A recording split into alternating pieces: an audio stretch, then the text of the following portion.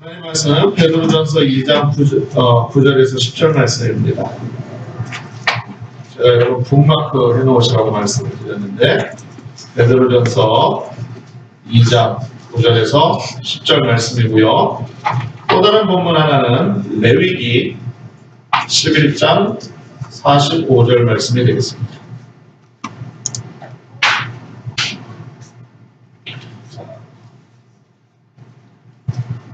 본문 중에 본문 베드로전서 2장 9절에서 10절이고요. 그 다음에 또 다른 본문은 레위기 11장 45절 말씀. 찾으신 줄로 믿고 우리가 한 목소리로 합독하시겠습니다. 시작. 그러나 너희는 택하신 족속이요 왕같은 제사장들이요 거룩한 나라요 그의 소유가 된 백성이니 이는 너희를 어두운 데서 불러내어 그의 기이한 빛에 들어가게 하신 이의 아름다운 덕을 선포하게 하려 하심이라. 너희가 전에는 백성이 아니더니 이제는 하나님의 백성이요 전에는 긍휼을 얻지 못하였더니 이제는 긍휼을 얻은 자리라. 아멘.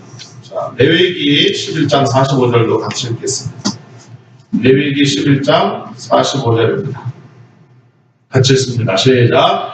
나는 너희의 하나님이 되려고 너희를 애굽 땅에서 인도하여 낸 야훼라.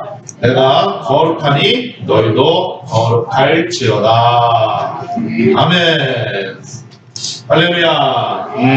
할렐루야. 우리 주님께서 저 여러분 사랑하시는 거 믿으시면 큰 소리로 아멘 하시겠습니다. 하나님 이 자리에 함께 하시는 거 믿으시면 한 번 더 큰 소리로 아멘 하십니다. 할렐루야. 여러분들도 우리 주님 사랑하시지요? 사랑하시죠? 하고 여쭤보는데 왜 한숨을 쉬세요? 우리의 사랑은 변해도 하나님께서 우리를 사랑하시는 귀한 은혜는 변함이 없는 줄로 믿습니다. 오늘도 그 사랑이 우리 가운데 넘쳐서 우리의 풍성한 것 이끄시고 특별히 말씀을 통해서 우리의 심령 가운데 결단과 하나님 앞에서의 믿음의 각오를 하게 하시고 그 말씀의 결단과 믿음의 각오를 통해서 우리의 생각이 변화되고 마음이 변화되고 가정이 변화되고 직장이 변화되고 환경이 변화되고 할렐루야 놀라운 역사가 넘쳐나게 될 줄로 믿습니다. 자, 우리 전호자에 계신 분에게 한번 인사 나누는데요. 하나님의 당신을 엄청나게 사랑하십니다.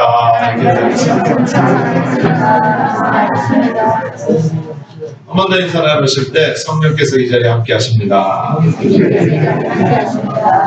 마지막으로요. 예수님 안에서 당신에게 좋은 일이 일어납니다.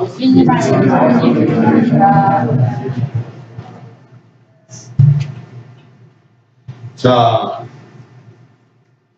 우리 지금 말씀의 큰 주제, 변화된 나, 변화된 삶의 주제를 가지고 12주간 하나님 말씀의 은혜를 나누는 기간입니다. 오늘은 세 번째로 한번 따라 말씀하십니다. 거룩한 나라. 한번 더 따라 하십니다. 거룩한 나라. 거룩한 나라. 오늘 거룩한 나라에 대해서 깊게 말씀의 은혜를 나누려고 합니다. 여러분 오늘 정말 잘 오셨어요. 이렇게 보니까 우리 안수 집사님 가족 친지분들도 이렇게 오시고 또 저 뒤에 정말로 반가운 새로운 얼굴 우리 형제분들 앉아 계십니다. 특별히 우리 선배님들 다 이 자리에 앉아 계시는데 오늘 정말 하나님의 귀한 말씀의 은혜가 저와 여러분의 심령에 크게 넘쳐올 줄 믿습니다. 오늘 말씀을 전할 텐데요. 제가 미리 말씀드립니다. 오늘 좀 셉니다.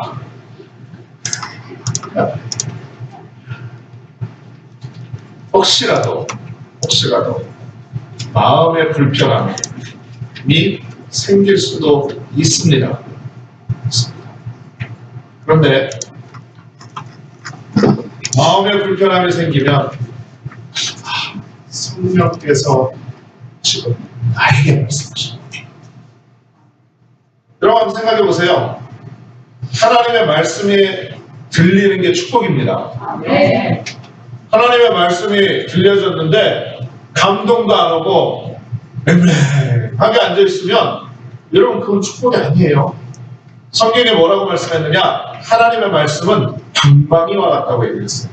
그래서 그 방망이가 우리의 모난 부분, 우리의 뾰족한 부분, 우리의 이런 부분들을 깨트리고 부서뜨리고 빠스러뜨려서 우리의 모든 것들을 훈련시키고 주의 은혜 가운데 더욱더 가까이 나가게 만드는 역사가 있게 된 것입니다.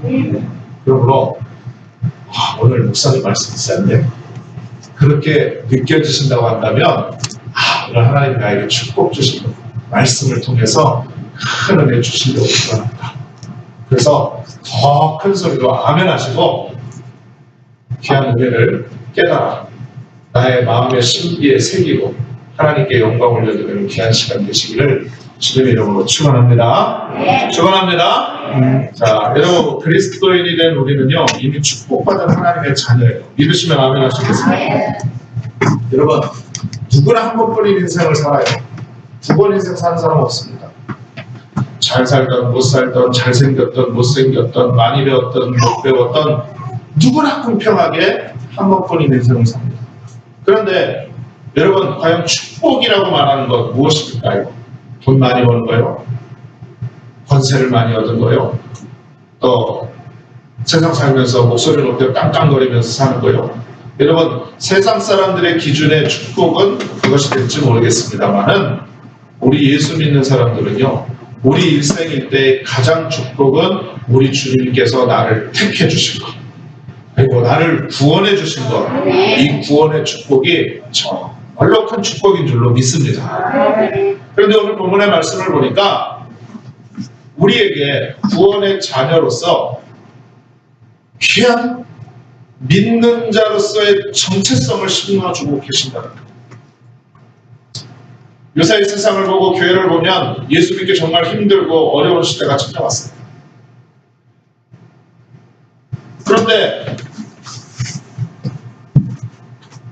예수를 잘 믿으면 교회를 잘 나오면 우리가 말씀 가운데 믿음으로 날마다 승리하면 더 흥왕하고 더 성장하고 더 부흥하고 하나님 앞에 영광 돌리는 모습이 되어야 되는데 이상하게 쇠퇴해간다는 거죠. 왜 그럴까요? 다른 건 아닙니다. 여러 가지 이유가 있겠지만 가장 큰 이유 중에 하나가 바로 뭐냐면 예수 믿는 자로서의 나의 모습을 스스로 알지 못하기 때문입니다. 그래서 정말로 중요한 것이 내가 나를 모르니까 나도 나를 모르고 나를 모르는데 너는 누구냐 이런 모습이 됩니다. 나의 정체성을 찾아 그 본문에 정확한 해답을 주시는 하나님의 말씀이 오늘 바로 본문의 말씀이죠. 첫 번째 뭐라고 말씀합니까? 택하신 도서. 두 번째 왕 같은 제사장입니다.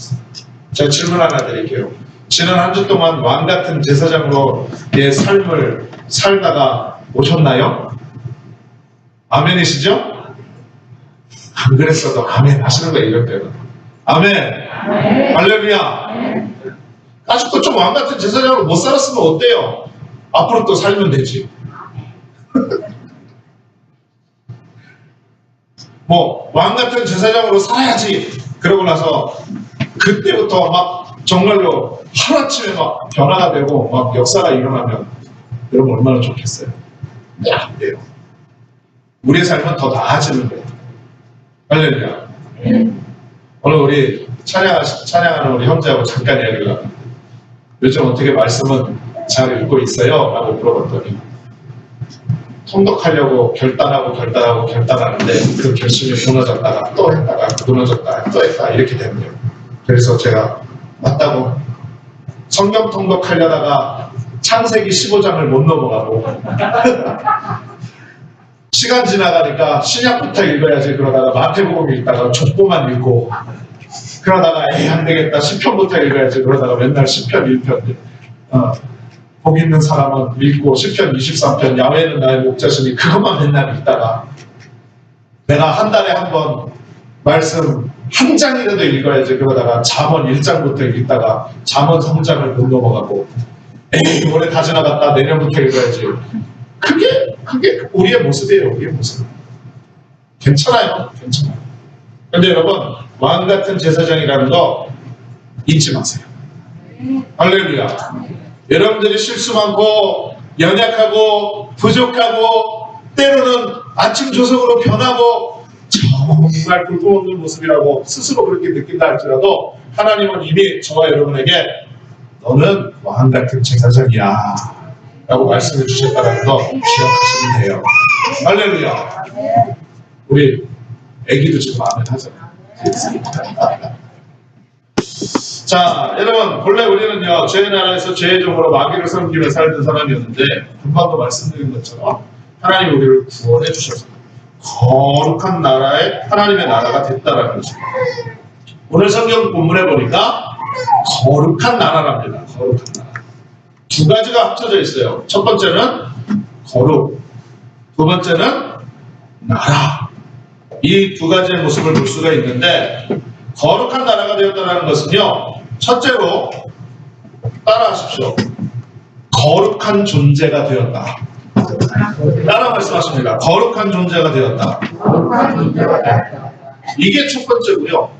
두 번째는 바로 뭐냐면 우리는 하나님께서 다스리는 나라가 되었다. 이것을 말하는 것입니다. 그러니까 우리가 거룩한 나라다라고 말씀하고 있는 것은 우리가 거룩한 존재가 되어졌다는 것 하나하고 하나님께서 다스리는 나라가 되었다라는 것 두 가지를 다 포함하고 있다는 것입니다. 그러므로 여러분 우리 옛사람은 철저하게 버리고 새 사람으로 하나님의 다스림을 받는 변화된 삶을 살아야만 된다는 것이죠. 예수님 믿기 전에는요 거짓말도 잘했어요. 욕설도 잘했습니다. 분노도 잘했습니다. 사람 미워하기를 밥 먹듯이 했고요. 손가락질하고 정죄하고 비판하고 판단하고 그 모습 속에서 나의 모습을 볼 줄 모르면서 항상 원망불평하고 외부의 어떤 환경 탓만하고 이러한 모습으로 세상의 죄와 타협하여서 살았지만 이제 이런 모습은 모두 벗어버리고 거룩한 사람, 거룩한 나라의 삶으로 삶을 살아야 된다라는 것입니다. 여러분 우리가 이 말씀 가운데 아멘을 잘 못하는 이유가 있어요. 우리가 그래 내가 거룩한 사람으로 변화되어졌어. 내가 하나님을 믿고 거룩하게 살아야지 하면서도 제일 연약한 부분이 바로 이거예요. 네. 내가 성령으로 충만하고 하나님의 은혜로 날마다 거듭나면 거룩하게 살아야지 결단하지 않아도 내 삶 자체가 스스로 거룩한 삶이 돼요. 그런데 우리의 믿음이 연약하다 보니까 하나님과 늘 교제하는 삶을 살지 못해요. 그러다 보면 죄와 타협을 받죠.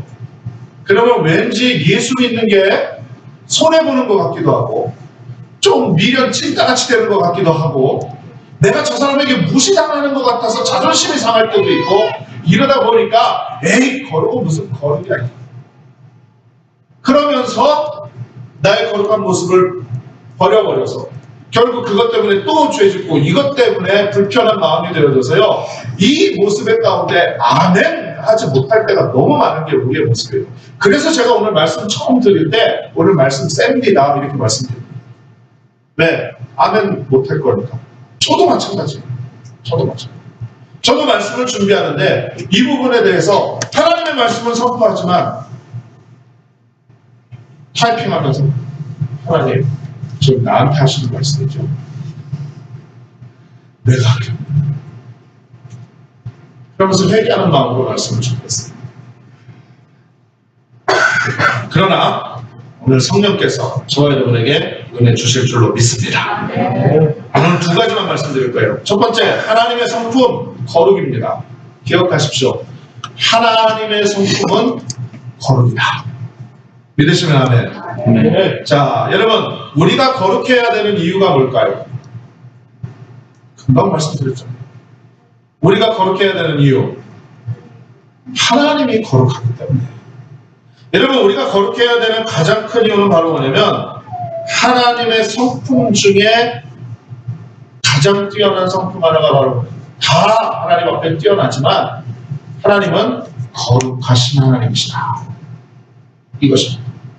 여러분 우리를 부르신 하나님께서는요 거룩한 분이시며 하나님의 자녀된 우리도 하나님의 거룩한 성품을 닮아서 거룩하게 되기를 요구하시는 줄로 믿습니다. 오늘 본문 말씀 보세요. 레위기서 11장 45절에 뭐라고 말씀하고 있습니다. 한번 다시 읽습니다. 같이 시작. 나는 너희의 하나님이 되려고 너희를 애굽 땅에서 인도하여 낸 야훼라. 내가 거룩하니 너희도 거룩할지어다. 여기서 내가는 누굽니까? 내가 하나님 자신을 말씀하시는 거예요. 그럼 너희는 누구를 말하는 겁니까? 이스라엘 백성들을 말하는 거예요. 그런데 선택받은 이스라엘 백성들, 영적인 이스라엘 백성들이 누구냐? 바로 저와 여러분들이라는 거죠. 그러므로 오늘 저와 여러분에게 하시는 말씀이 바로 뭐냐면 하나님께서 내가 거룩하니 너희도 거룩할지어다 라고 말씀하고 있는 거예요. 믿으시면 아멘. 그러면 오늘 본문에서 하나님께서 우리에게 너희도 거룩할지어다 라고 명령하신 이유가 뭘까요? 간단합니다. 우리가 거룩한 삶을 살지 못하고 있기 때문입니다. 우리가 거룩한 삶을 살고 있다고 한다면 하나님 그렇게 말씀하실 이유가 없겠죠. 단순해요. 우리가 거룩한 삶을 살지 못하기 때문에 하나님께서 우리에게 명령하고 계신다는 거죠. 우리가 거룩하지 못한 문제의 원인 어디 있습니까? 바로 우리 자신에게 있다는 거죠. 다른 사람이 지은 죄 때문이 아니라 바로 내가 지은 죄 때문에 거룩하지 못하다는 거죠. 그러므로 우리는요, 거룩해지기 위해서 주님 앞에 어떻게 해야 되느냐? 철저하게 회개하는 삶을 살아야 돼요. 회개하는 삶을 살아야 돼요. 근데 많은 사람들이 회개하지 않습니다. 핑계를 대요. 남 탓을 합니다. 그리고 그럴 수밖에 없다라고 얘기를 하면서 뭐라고 얘기를 하느냐? 주님도 이해하실 거야. 스스로를 위로합니다. 그런데요, 천만에 그렇지 않습니다. 여러분, 창세기 3장을 보면 아담과 하와가 하나님 앞에서 범죄하고 타락하는 인류의 타락의 모습이 나오죠. 저는 지난주에 성경 공부를 하는데 우리 조민호 목사님 말씀하시는 말씀에 굉장히 은혜를 받고 마음 가운데 내 머릿속에 팍 와서 치는 그런 말씀 한 구절이 있었어요. 그게 바로 뭐냐면 마귀 사단은요, 죄라는 것은 악한 마귀 사단이 유혹하고 세상이 유혹할 때 우리 가운데 오는 거잖아요. 그렇죠? 그렇죠? 여러분 발음 좀 해보세요. 여러분 악한 마귀 사단은 우리를 잡아뜨리고 쓰러뜨리고 넘어뜨리고 도적질하고 우리를 죽이려고 다가오는 거예요. 할렐루야. 그런데 여러분 유혹은 마귀가 하지만 죄는 누가 져요? 내가 짓는 거예요. 저는 그 말이 머리 와서 좋겠어요. 마음까지 와서 좋겠어요. 아무리 마귀가 와서 나를 유혹하고 아무리 세상이 나를 괴롭힌다 할지라도 여러분 내가 죄 짓지 않겠다고 결단하면 되는 거예요. 내가 죄 안 지으면 되는 거예요. 할렐루야. 그런데 죄 져요. 그게 바로 우리의 연약함이라는 거죠. 그러면서 계속적으로 말씀을 할 때 이런 이야기를 했죠. 우리의 마음 가운데 하나님의 말씀이 가득 차 있으면, 이따가 두 번째 거에도 말씀을 드리겠는데, 우리의 마음속에 하나님이 가득 차 있으면, 성령이 가득 차 있으면, 말씀이 가득 차 있으면 아무리 유혹이 오고 아무리 공격이 오고 아무리 꼬임이 온다고 할지라도 나는 그걸 가지고 쉴드를 쳐서 방어를 할 수가 있는 거예요. 그러면 죄 짓지 않는 거예요. 할렐루야. 할렐루야. 그런데 문제는 뭐냐? 죄 짓는다는 거죠. 그럴 때 어떻게 해야 되느냐? 난 죄 지었어. 나 이제 죽을 수밖에 없어. 나는 이제 실패한 인생이야. 여러분 땅치고 낭만하고 원망하겠습니까? 아닙니다. 이럴 때 하나님께서 우리에게 주신 은혜가 바로 뭐냐면 회개하면 우리의 죄를 사하여 주시고 우리로 하여금 자유케 해주시는 놀라운 은혜를 우리 가운데 주셨다는 것입니다. 할렐루야. 여러분 우리가 죄에서 분리되지 않고 계속해서 죄 가운데 머물러 있으면 하나님께 거룩한 백성으로 쓰임받을 수가 없어요. 우리가 죄에서 분리되고 옛사람의 모습에서 분리되고 하나님의 뜻에 어긋나는 모든 것과 분리된 삶을 사는 것, 이것이 바로 거룩한 삶이라는 것입니다. 그런데 중요한 것은 이 원리를 아셔야 돼요. 여러분 우리가 죄에서 분리되는 것은 우리의 힘으로 할 수 없다는 거죠. 다른 것 없습니다. 오직 성령의 은혜가 임해서 우리가 성령 충만 받을 때, 말씀 충만할 때, 기도로 깨어있을 때, 할렐루야. 여러분 이때 모든 죄에서 벗어날 수 있게 된다는 거죠. 그래서 베드로전서 1장 15절 16절 이렇게 말씀합니다. 오직 너희를 부르신 거룩한 이처럼 너희도 모든 행실에 거룩한 자가 되라. 기록되었을 때 내가 거룩하니 너희도 거룩할지어다 하셨느니라.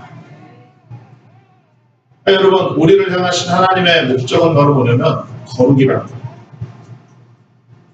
우리가 거룩해지기를 원하시는 하나님의 부르심에 응답하여서 우리는 계속해서 거룩을 향해 나가야만 된다는 거죠.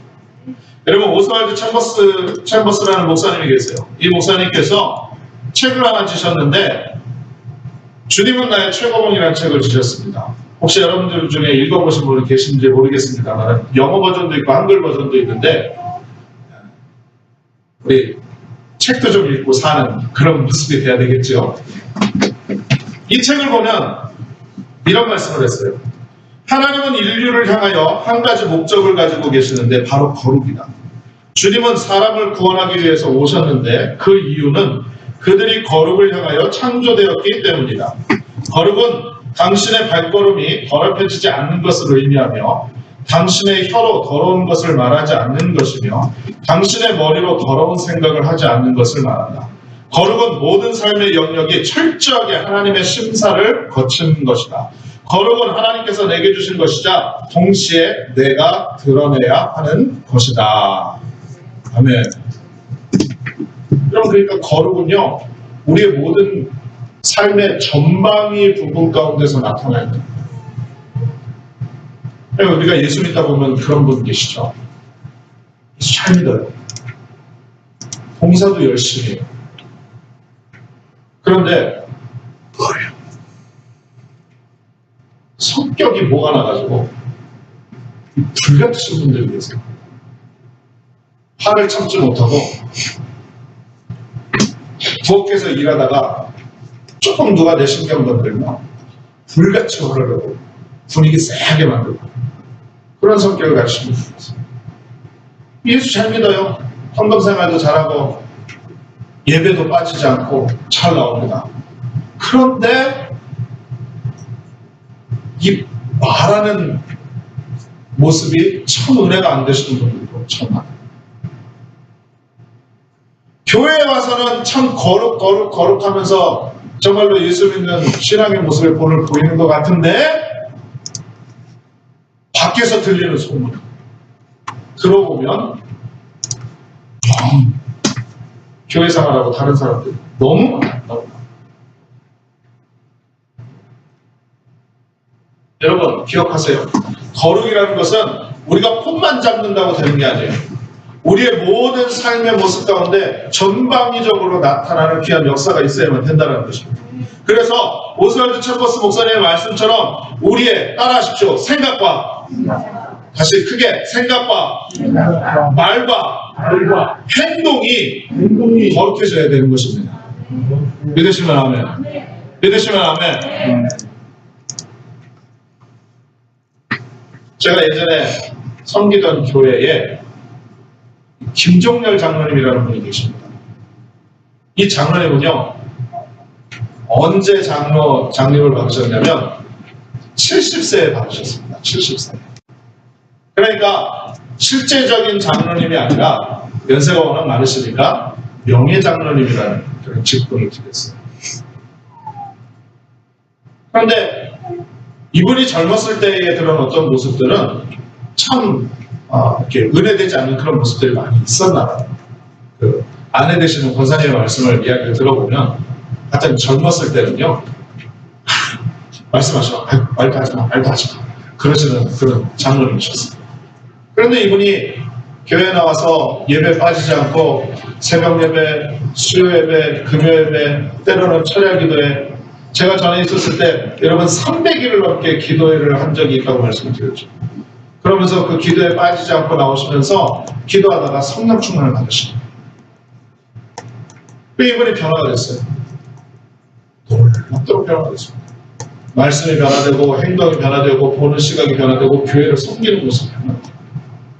여러분 그때 당시에 우리 장로님께서 교회로 오시면은 지팡이를 딱 짚고 가을 바바리 코트를 쫙 입고 중절모를 이렇게 딱 쓰고 오십니다. 그런데 이렇게 교회를 들어오려면 문이 이렇게 교회처럼 저희 교회처럼 저 문 뒤에 문이 있는 게 아니라 중간에 있었어요. 이렇게 중간에. 그래서 교회 이렇게 예배 시간에 들어오려면 문을 이렇게 들어와서 저 뒤로 해서 이쪽 자리로 오셔야 되는 거예요. 그런데 제가 이제 찬송이들을 하고 저희 집사람이 반주를 하고 때로는 이제 방송 이거를 해야 되니까 믹서기에 저희 집사람이 뒤에 앉아 있을 때가 있거든요. 평예배 때. 그럼 이 장로님이요, 교회에 오세요. 교회에 들어오셔서 성전으로 들어오시면서 저희 집사람을 보게 되면 저 멀찌감치에서부터 모자를 이렇게 벗고 가슴에 대고 이러고 오십니다. 70세가 넘으셨어요. 그때 우리 집사람이 갓 30 넘었습니다. 손녀뻘도 안 돼요, 솔직히. 그런데 이 장로님이요, 성령 충만받고 장로 직분을 받고 난 다음에 그냥 허세로 하는 것이 아니라 이 장로님이 저희 집사람이 있는 그 믹서기까지 앞에 와서 사모님 그동안 잘 지내셨습니까? 90도로 인사를 하십니다. 저한테도 마찬가지죠. 새파란 전도사한테 전도사님 그동안 어떻게 지내셨습니까? 그러면서 예를 갖추고 그 깍듯한 모습으로 섬겨주시는데요. 제가요 벌떡 일어나가지고 장로님을 맞이할 때가 한두 번이 아니었어요. 그런데 또 다른 장로님이 한 분 계셨습니다. 유방혁 장로님이라는 분이 계십니다. 이분은 또 80이 넘으신 분이에요. 그런데 워낙 교회 창립 멤버이기도 하고 그 다음에 연세도 워낙 많고 80이 넘으셨어요. 근데 한 번은 크리스마스가 됐습니다. 근데 크리스마스가 됐는데 이 장로님께서 양손에 쇼핑백을 이렇게 들고 교구 사무실 안으로 들어오시더라고요. 교역자들 있는 사무실. 근데 80이 넘으신 분이 교회까지 오셨으니까 숨도 차고 기력이 없으시잖아요. 그러니까 사무실에 있는 의자에 그냥 아무데나 철거덕 앉으시더니 저를 부릅니다. 그런데 어떻게 부르냐면 서준사 어딨어? 그래서 예 장로님 저 여기 있습니다. 그러고서 이제 가고 있는데 선물을 이거 크리스마스 선물이야 하면서 휙 던져주시고 여러분 이게 보는 모습이에요? 아니에요? 말씀해 보세요. 이해는 해요. 또 그리고 제가 그거에 대해서 상처를 받지는 않아요. 절대로 제가 상처받지 않아요. 왜? 그냥 제 할아버지 같이 느꼈거든요. 제가 섬겨야 될 모습이었기 때문에. 그런데 나중에 가만히 생각을 해보니까 말씀에 비추어 보니까 이건 아니죠. 사랑하는 우리 성도님들이요, 저와 여러분이 예수 믿는다고 하면서 의도적이든 의도적이지 않든 말을 하고 행동을 하고 생각을 할 때 하나님의 말씀의 기준에서 하나님의 말씀의 거울에 비추어서 정말로 거룩한 모습으로 말하고 거룩한 생각을 하고 거룩한 행동을 해야 되는데 약간 삐딱선을 타고 말하고 약간 세상 사람들처럼 말하고 또 원망하고 불평하고 이럴 때가 얼마나 많습니까?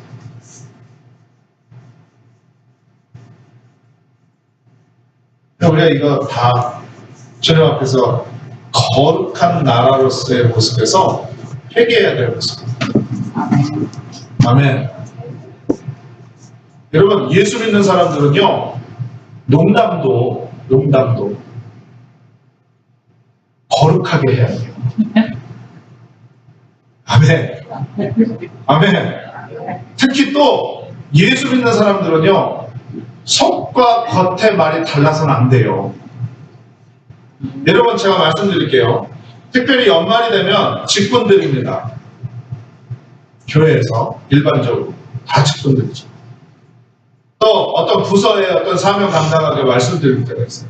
집사님 올해는 이러한 부분 가운데서 좀 헌신해 주시면 감사드리겠습니다. 그러면요 10명 중에 8명을 어떻게 말씀하시냐면 목사님 나 못해요. 목사님 나 못해요. 나 전혀 재능도 없고 능력도 없고 저 감당할 수 없어요 라고 했다가 정말로 딴 사람 시키면 삐져요. 뭐예요? 겉과 속이 다른 거죠. 여러분 그걸 겸손이라고 생각을 하는데 전혀 겸손 아닙니다. 성경에 뭐라고 말씀합니까? 천국은 침노하는 자의 것이에요. 할렐루야. 여러분들이 우리 한국 문화를 기독교 문화 안에 접목을 시켜가지고 내가 한 번쯤 이렇게 그냥 거절하는 것, 이런 거를 미덕으로 생각을 하고 이게 예의라고 생각을 하는데, 그게 겸손한 모습이라고 생각하는데 전혀 그렇지 않습니다.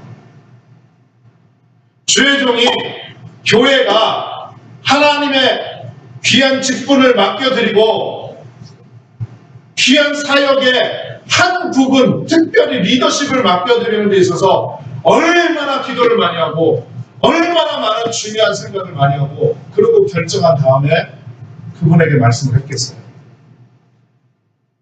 그래요, 안 그래요? 오늘 제가 세다고 말씀드렸습니다. 그래요, 안 그래요? 그런데 뭐라고 그러는지 아세요? 기도해 볼게요. 뭘 기도해봐요? 주의 종이 다 기도하고 결정해서 말하는 건데. 여러분, 그게 겸손이 아니에요. 여러분, 겉과 속이 다르면 안 돼요. 예의 차리느라고, 체면 차리느라고. 여러분, 절대 속지 마세요. 절대 속지 마세요. 거룩을 가장한 하나님의 나라 가운데 한파여지지 않는 그러한 겉모습에 유혹되지도 마시고 속아 넘어가지도 마시고 그것을 적용하지도 마시고 오직 하나님의 말씀 따라 거룩한 순결한 신부의 모습을 소유하시는 여러분들 되시기를 주님의 이름으로 축원합니다. 축원합니다. 여러분, 그래서 우리가 말과 행동과 생각을 조심해야 돼요. 그리고 이러한 생각과 말과 행동이 거룩해지고 깨끗해지려면 어떻게 해야 되냐? 여러분, 끊임없이 기도해요. 끊임없이. 여러분, 우리가 스스로 거룩해져야지라고 거룩해지는 건 절대 아닙니다.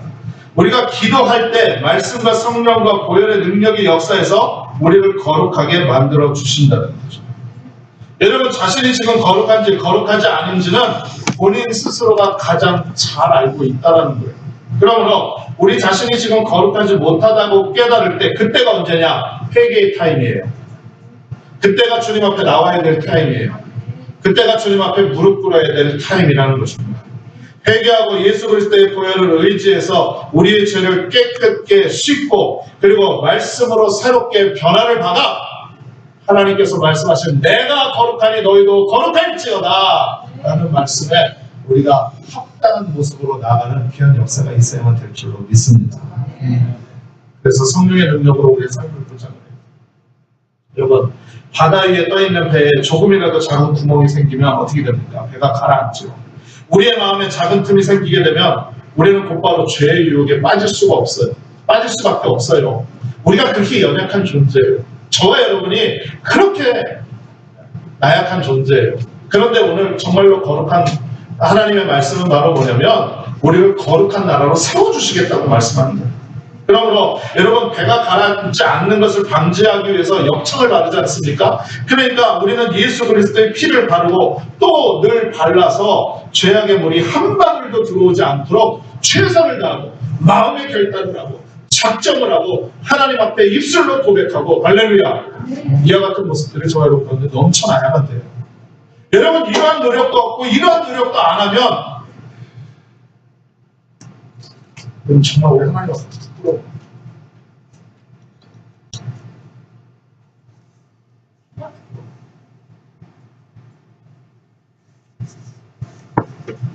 재밌는 드라마 한 편은 그렇게 시간 지켜서 본방사수를 하고 내 가족들, 내가 소유하고 있는 것들은 그렇게 움켜쥐고 단 하나도 손해보려고 하지 않는 그러한 마음 가운데서 하나님의 나라와 교회를 위해서는 조금 더 내가 변화되나 봐라. 변화되면 그게 진짜 하나님의 역사다 라고 마음 가운데 작정하면서 있는 그런 마음. 여러분, 우리가 깨트리고 하나님 앞에 진정한 믿음의 노력으로 나가는 귀한 역사가 있어야만 될 줄로 믿습니다. 여러분, 우리 새로운 존재입니다. 그렇다고 여러분, 거룩하다고 해서 무게는 잡지 마세요. 무게 잡고 주님이 그러면서 있는 게 거룩이 아니에요. 제가 언제나 말씀을 드렸는데 거룩의 진정한 의미란 하나님을 경외하는 삶이라고 말씀드렸습니다. 하나님이 내 옆에 계십니다. 하나님이 나와 항상 함께 하시는 것을 믿는 믿음이라고 말씀드렸죠. 하나님 저와 여러분 가운데 함께 하시는 줄로 믿습니다. 자, 두 번째, 여러분 하나님의 통치라는 거죠. 거룩한 나라에 대해서 말씀드립니다. 거룩한 나라는 거룩하신 하나님께서 다스리는 나라를 의미합니다. 제가 말씀을 많이 준비하는데 간략하게 말씀드릴게요. 쉽습니다. 여러분 이 미국 누가 통치합니까 지금? 네? 미국 대통령이 누구예요? 네, 트럼프입니다. 대한민국 대통령 누굽니까? 네? 대한민국 대통령 누군지 모르세요? 문재인 대통령이죠. 트럼프. 그러면 트럼프가 통치하는 나라를 미국이라고 얘기를 하고 문재인 대통령이 통치하는 나라를 대한민국이라고 얘기를 합니다. 그러면 하나님이 통치하는 나라는 뭐라고 그러겠습니까? 하나님 나라예요. 하나님 나라. 하나님 나라입니다. 그러면 하나님 나라는 다른 말로 무슨 말입니까? 하나님 나라는 다른 말로 천국을 의미하는 것입니다. 할렐루야. 하나님이 다스리는 나라, 그게 하나님 나라예요.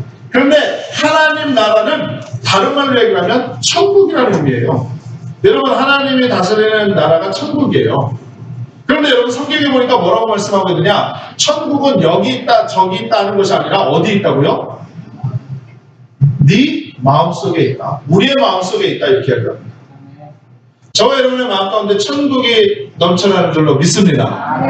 여러분 그러므로 우리의 마음속에 천국이 있다는 것은 우리의 마음을 누가 다스린다? 하나님이 다스린다라는 것입니다. 하나님이 다스린다. 할렐루야. 그래서 여러분 하나님 나라는 먼 곳에 있는 것이 아니에요. 이미 우리의 마음속에 심령 천국이 이루어졌다는 거죠. 골로새서 1장 13절에 이렇게 말씀합니다. 그가 우리를 흑암의 권세에서 건져내서 그의 사랑의 아들의 나라로 옮기셨다라고 말씀합니다. 여러분 우리는요 이제 악한 마귀의 그런 자녀가 아니라 천국으로 하나님이 다스리는 나라의 자녀, 백성, 시민으로서의 그런 삶을 살 수 있도록 권세와 능력을 주셨다는 것입니다. 그러므로 여러분 이제 우리가 고백해야 될 고백이 있어요. 그게 바로 뭐냐면 하나님 이제부터 내 마음이 하나님의 나라가 되었사오니 내가 있는 모든 것이 하나님의 나라로 바뀌게 하여 주옵소서. 교회와 가정과 학교와 직장과 사업장이 하나님의 나라가 되게 하여 주옵소서. 할렐루야. 이렇게 고백하는 역사가 있어야 된다는 거예요. 하나님께서 우리를 통치하실 때 우리의 삶 가운데 의의 평강과 희락이 넘쳐난다는 것이죠. 할렐루야. 여러분 이 세상의 속성은요 죄악과 고통과 문제와 슬픔과 아픔과 저주뿐이에요. 그런데 하나님 나라의 속성은 의와 희락과 평강이라고 말씀합니다. 할렐루야. 그러니 하나님이 우리를 다스리면 우리의 마음 가운데 의와 희락과 평강이 넘쳐나는 기쁨이 넘쳐나는 거죠. 그래서 여러분 마태복음 6장 33절에 뭐라고 말씀하느냐? 그러즉 너희는 먼저 그의 나라와 그의 의를 구하라. 그러면 이 모든 것을 너에게 더하시리라. 말씀합니다. 시편 100편 3절에서 5절에 이렇게 말씀합니다. 야훼가 우리 하나님이신 줄 너희는 알지어다. 그는 우리를 지으시니요 우리는 그의 것이니 그의 백성이요 그의 기르시는 양이로다. 감사함으로 그의 문에 들어가며 찬송함으로 그의 궁정에 들어가서 그에게 감사하며 그의 이름을 송축할지어다. 야훼는 선하시니 그의 인자하심이 영원하고 그의 성실하시니 대대에 이르리로다. 할렐루야. 여러분 우리의 이 땅에서의 삶의 귀한 은혜 가운데 가장 큰 은혜의 영광은 바로 뭐냐면 늘 감사하는 거예요. 늘 찬송하는 거예요. 늘 하나님을 기쁘시게 하는 거예요. 할렐루야. 원망하고 불평하고 짜증내고 화내고 미워하고 다투고 분열하고 이게 아니고 하나님 은혜 가운데서 감사하고 찬양하고 기도하고 할렐루야. 하나님을 기쁘시게 하는 거라고요. 왜? 하나님 나라가 우리의 마음 가운데 이미 임했습니다. 할렐루야. 그래서 여러분 이렇게 결단해야 됩니다. 나는 기쁘게 살 거야. 한번 따라 말씀하십니다. 나는 기쁘게 살 거야. 한 번 더요. 나는 감사하며 살 거야. 할렐루야. 그래서 입만 열면 주여 감사합니다. 주여 내가 기뻐합니다. 하나님, 내가 주의 이름을 찬양합니다. 이러한 믿음의 고백들이 그냥 나와요. 믿으시면 아멘? 그래서 우리가 절대 긍정의 신앙을 갖고 사는 게 중요하다는 거죠. 예화 하나만 말씀드리고 마치겠습니다. 여러분, CNN이 뽑은 2016년에 영웅에 선정된 제이슨 아리스티자발 예비 변호사의 이야기가 있습니다. 여러분, CNN 방송국이 매년 세상을 변화시키는 사람들 10명을 소개하고요.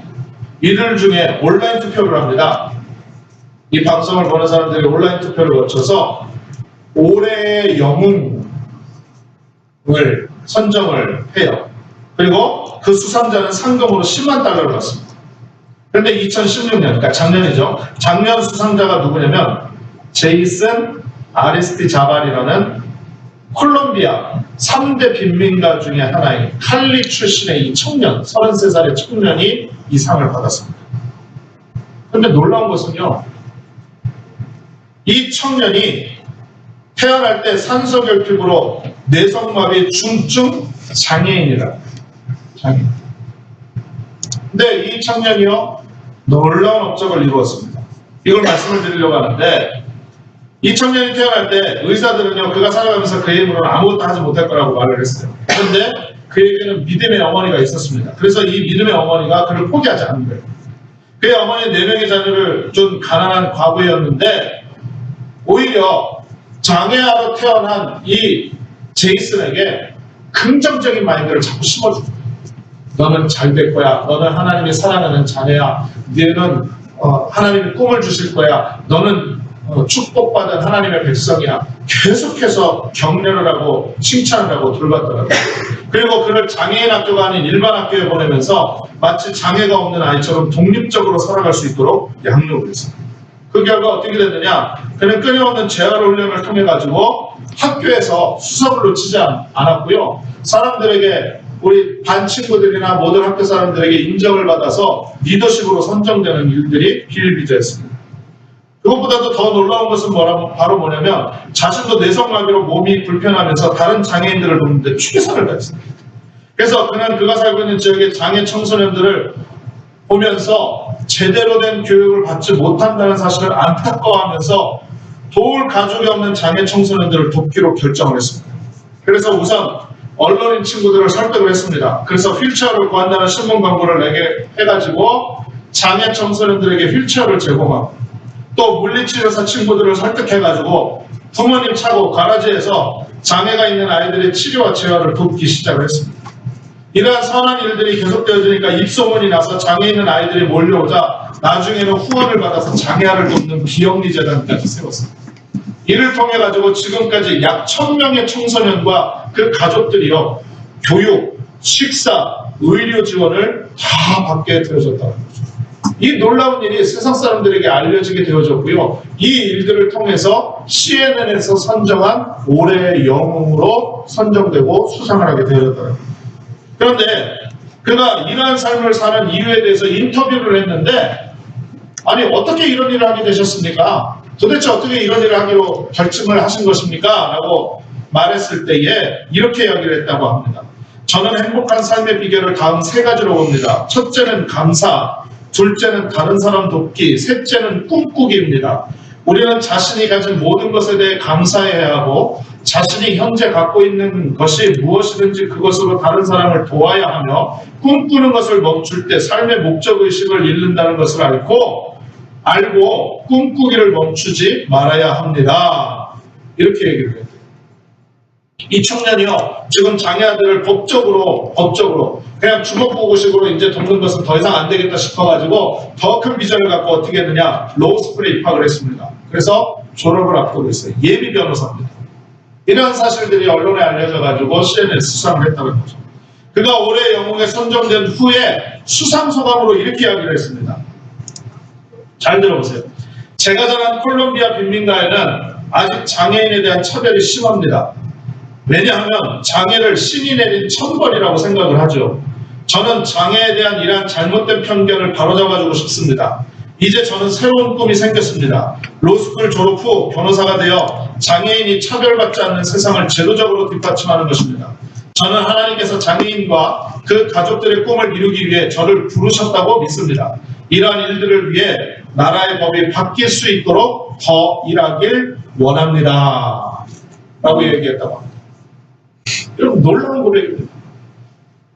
정말 사람들한테 얼마나 무시를 받았을 것이고 조롱을 받았을 것이고, 그러나 그 조롱, 그러한 모습들 상관하지 않았습니다. 자신의 하나님 앞에 부름받은 자신의 아이덴티티를 분명하게 알았습니다. 그래서 하나님 앞에 감사하고, 비록 장애 중증으로 내성마비를 갖고 있었던 모습이었지만 그것에 대해서 원망하고 불평하는 것이 아니라 감사하고 기뻐하고, 오히려 하나님의 영광을 위해서 내가 할 수 있는 일들은 무엇일까 꿈꾸고 소망하며 바라보면서 하나님께 영광을 나타내게 된 것입니다.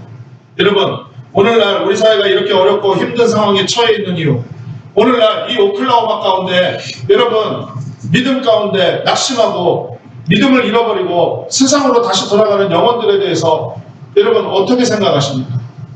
지난주에 우리 오클라호마 지역에 정말로 큰 영적인 행사가 있었어요.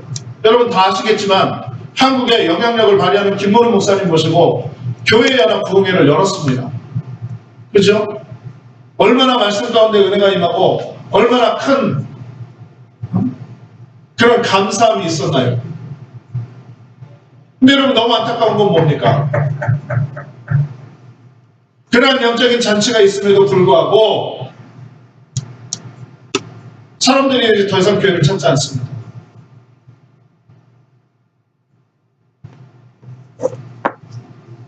그 교회를 찾지 않는 사람들 중에 오클라호마에 그렇게 유명한 강사님을 좀 초청을 해서 부흥회를 좀 하면 어떻겠습니까? 라고 목소리를 높여 말했던 사람들이 대부분들입니다. 그런데 정작 그런 목사님을 모시고 영적인 잔치를 개최하는데 자기들은 오지 않아요. 사람들이 오지 않습니다. 예배의 자리를 사모하지 않습니다. 예수 믿는다고 하면서 술판 벌리고 사람들이 안 보는 곳에서는 자기 하고 싶은 대로 다 하고 세상 사람들과 별반 다르지 않게 살고 있습니다. 여러분 절대로 그런 모습들을 정죄하거나 비판하자는 것이 아니에요. 여러분 우리가 정말로 하나님의 거룩한 나라가 되어진 하나님의 자녀고 백성이고 그러한 은혜를 입었다고 한다면 여러분 이러한 일들에 대해서 안타까워해요. 이러한 일들을 위해서 철저히 눈물을 흘리면서 기도할 줄 아는 저와 여러분은 돼야 됩니다. 여러분 이러할 때 변화가 일어나는 거예요.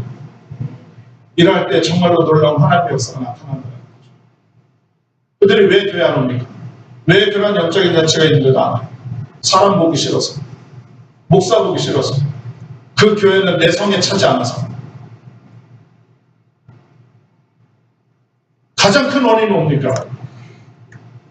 입술로만 거룩을 외치고 삶은 전혀 거룩하지 않은 그러한 삶 때문입니다.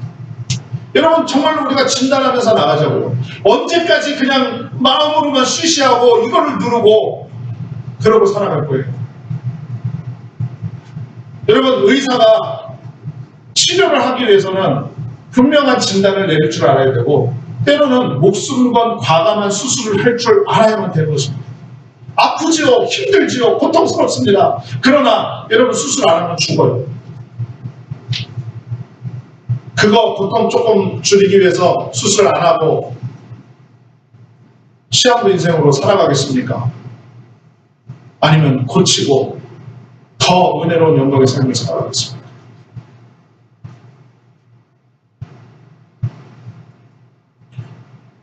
여러분, 여러분이 그렇다는 게 아니에요. 우리 모두가 이러한 일들을 통해서 깊이 말씀에 대해서 생각하고 이제 정말 변화된 삶을 살아야 돼요.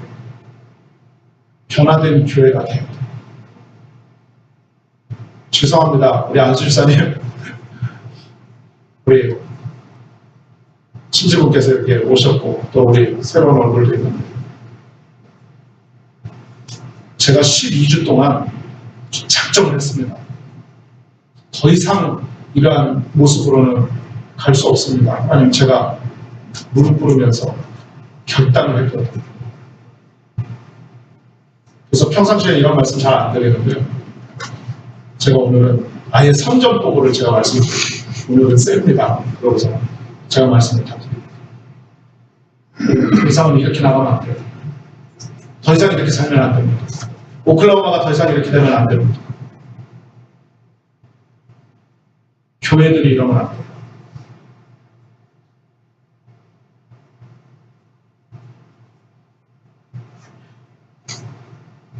오늘날 우리 사회가 이렇게 어렵고 힘든 상황에 처해 있는 이유 하나는 그리스도인들이 거룩한 나라로서의 삶을 제대로 살지 못하고 있기 때문입니다. 그러나 우리에게는 아직 희망이 있습니다. 뭐냐? 우리 힘으로는 거룩한 나라가 될 수 없지만 우리에게는 하나님께서 함께 하시고 믿으시면 성령의 능력이 함께하고 있고요. 예수 그리스도의 십자가 은혜가 함께하고 있는 줄로 믿습니다. 그러므로 우리는 지금부터 다시 거룩한 나라로서의 삶을 살아가야만 될 줄로 믿습니다. 기도합니다. 전능하신 아버지 하나님, 은혜와 사랑을 감사합니다. 오늘 말씀 가운데 하나님 주시는 은혜 가운데 우리가 거룩하게 살지 못했던 것 주의 용서해 주옵소서. 입술로만 거룩하고 생각으로만 거룩하고 나의 삶은 거룩과는 전혀 상관없었던 그런 모습을 주의 용서해 주옵소서. 우리가 회개하지 않고는 변화될 수가 없고 주님의 거룩함을 쫓아가지 않고서는 변화될 수 없는 인생이라는 것 너무나도 잘 알기에 마음이 너무나도 괴롭고 힘들고 어렵지만 이제 다시 한번 하나님이 주시는 성령의 능력에 의지하여 결단하고 바라보고 생각하며 이제 거룩한 삶의 모습으로 한 발자국 더 나아가기를 원합니다. 우리는 약하지만 우리는 부족하지만 성령께서 도와주시면 우리가 그와 같은 은혜로 나아갈 수가 있는 줄로 믿사오니 오늘도 하늘의 문을 활짝 열어주셔서 우리 가운데 성령의 충만한 역사와 은혜로 충만케 기름 부어 역사하여 주시옵시고 하나님의 귀한 은혜로 나아가게 하여 주시옵소서. 모든 영광을 주께 올려드리며 살아계신 예수님의 이름으로 축복하고 기도합니다.